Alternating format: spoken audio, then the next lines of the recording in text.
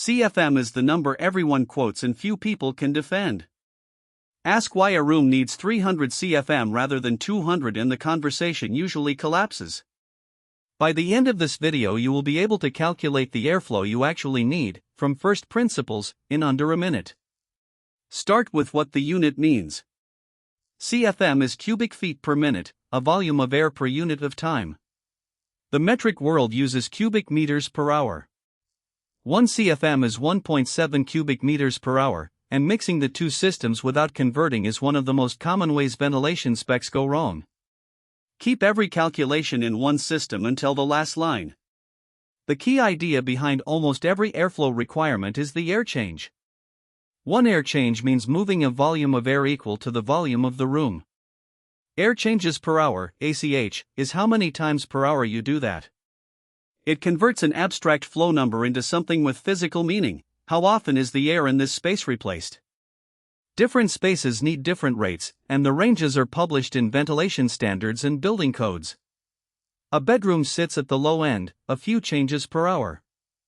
Kitchens, bathrooms, and workshops need far more, because they generate moisture, odors, and contaminants. Industrial processes can demand rates an order of magnitude higher. The rate is a requirement of the use, not of the room.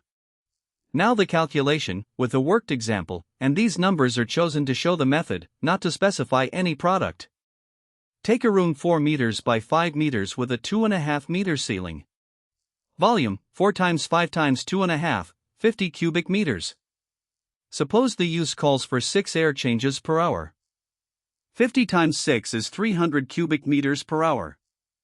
Divide by 1.7 to get CFM, about 176.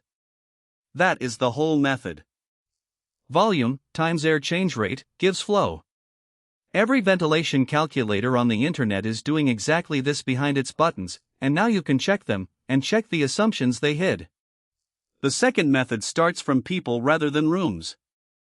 Occupied spaces need fresh air per person, and standards express this directly, typically in liters per second or CFM per occupant. For densely occupied rooms, meeting rooms, classrooms, the per person total usually exceeds the air change figure, and the larger of the two governs. Run both, take the bigger.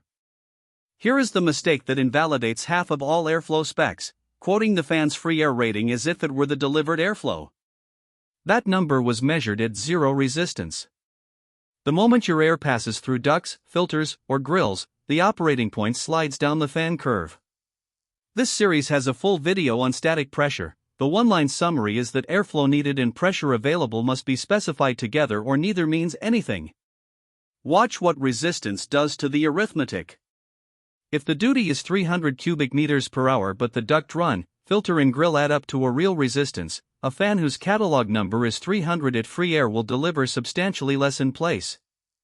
You do not fix that by buying the same number bigger, you fix it by selecting on the curve at your actual pressure. There are also margins worth adding deliberately. Filters load with dust, add capacity for the dirty condition, not the clean one. Ducts leak a little even when well made. And if the space use might intensify, more people, more equipment, a margin now is cheaper than a replacement later. Design margin is a decision, not an accident. Direction matters too. Extract systems remove contaminated air, supply systems push fresh air in, and the balance between them sets whether the room runs at slight positive or negative pressure. A kitchen or bathroom extracts so smells stay in, a clean space supplies so dust stays out. Getting the direction wrong means the right CFM doing the wrong job.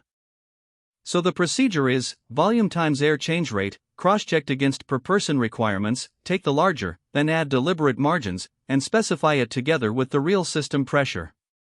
If you send us the room dimensions, its use, the duct run and the filter class, we will run this arithmetic against real fan curves and reply with an operating point, not a brochure number.